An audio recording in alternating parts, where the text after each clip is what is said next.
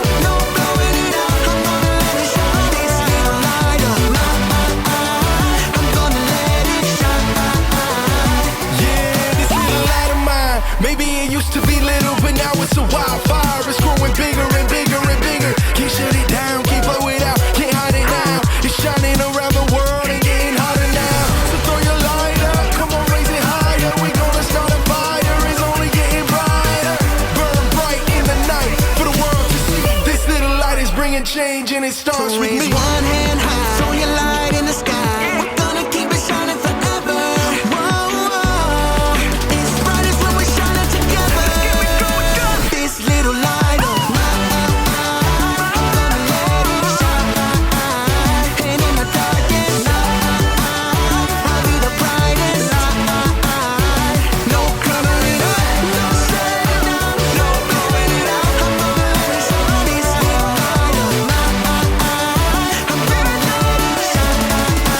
This little light of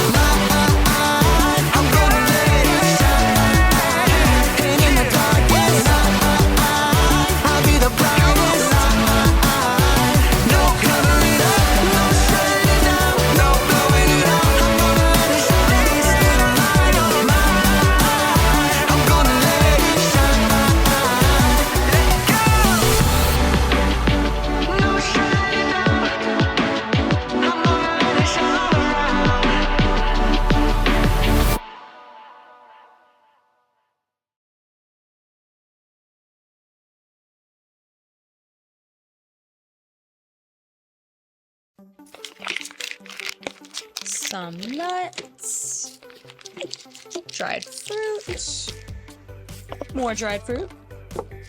Oh, chocolate, definitely chocolate. Hey, today we're taking a look at the story of how Jesus served up a big lunch to a big crowd. Skylar! One pizza pipe! Ing hot. You okay? Yep.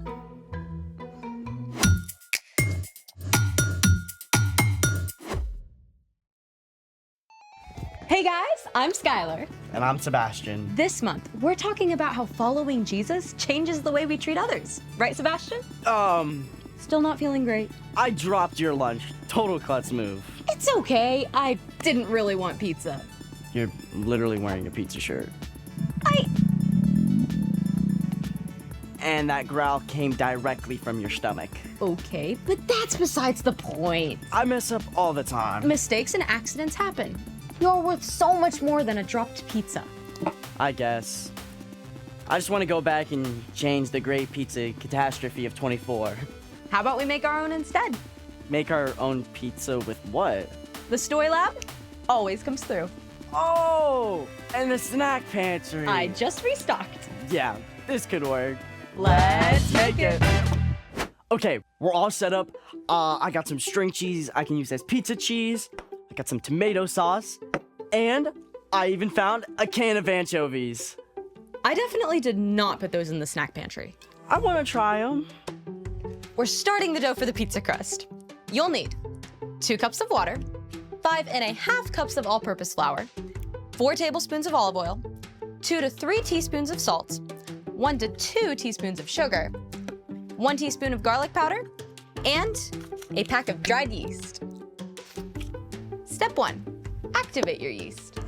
Yeast is a type of microscopic fungus. When it's activated, it pumps up your bread dough to make it soft and fluffy. Oh, so yeast is like microscopic cheerleaders. Kinda. To activate your yeast, mix the yeast with warm water in a small cup or bowl. Then add some sugar to speed up the activation process.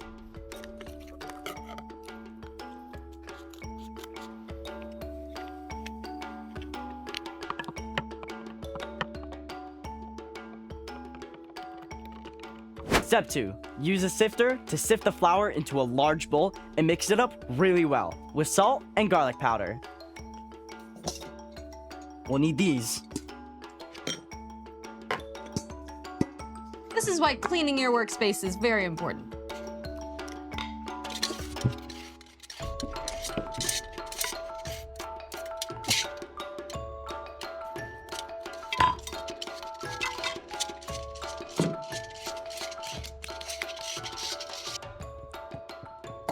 And add salt and garlic powder.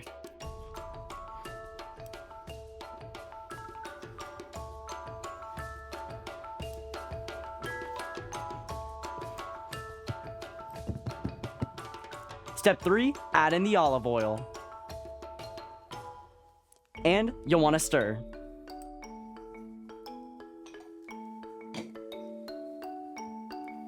Then, wait 15 minutes for your yeast to finish activating.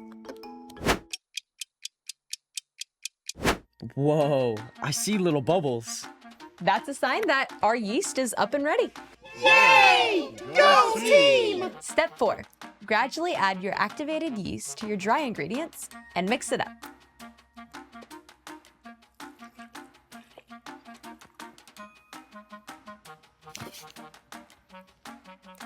You'll need to stir for 5 to 10 minutes until the dough starts coming away from the sides of the bowl. This is a workout. Pizza dough was not made for the weak. I'm gonna use my hands. Okay. This seems a lot more effective. I would recommend using your hands.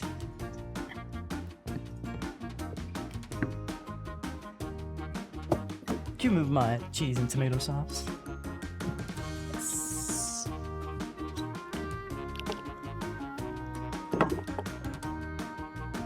This is a workout. The dough is formed and done. Now it's time for the yeast to help the bread dough grow. Step 5. Put the dough in the bowl. And then cover with aluminum foil and let it rest while the yeast does its thing.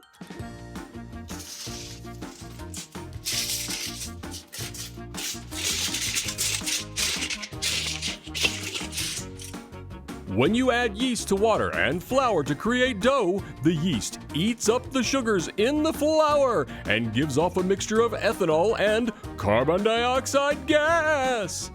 The team's all here! The gluten in the dough traps the carbon dioxide gas, preventing it from escaping. And the more gas that forms, the more the bread dough expands. Go team! Let's get that bread! Oh, so the yeast makes the dough blow up like a balloon, and that's why it makes bread so fluffy. You got it.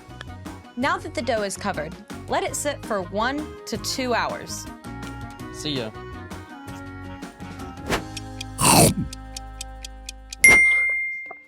Ooh, let's take a look.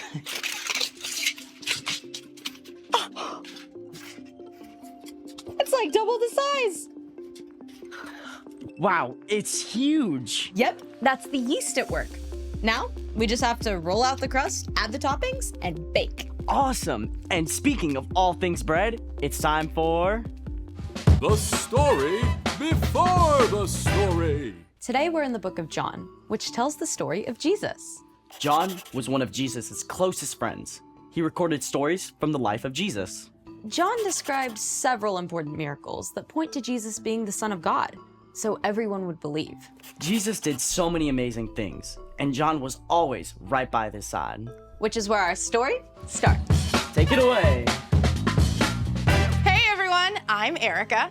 Today's story is a feast for the mind and soul. One day, Jesus and his disciples sailed across the Sea of Galilee. However, a huge crowd of people who had seen him do miracles was hot on his trail. Hey, isn't that the guy who was healing people? It is! Where's he going? I totally want to ask for his autograph. Me too. Let's follow him. Yeah! Jesus went up onto a mountainside and sat with his disciples. But as he looked down, he saw the huge crowd approaching quickly. We want Jesus! We want Jesus! Wow, that's a lot of people. It was high time for a meal, but there were thousands of people and no easy way to find food for all of them. Where can we buy bread for these people to eat? Even if we could buy enough bread for each person to have just a bite, it would take more than half a year's pay. Philip was spot on. The crowds were hungry, and the disciples didn't have the money or food to feed them. The only thing that made sense was to send them away to fend for themselves. But not everyone had come unprepared. One little boy had brought some food. Jesus, this boy here has 5 loaves of barley bread and some small fish that he's willing to share. My mama said sharing is caring. That's great, kid, but how far is this gonna go with that giant crowd? Have the people sit down.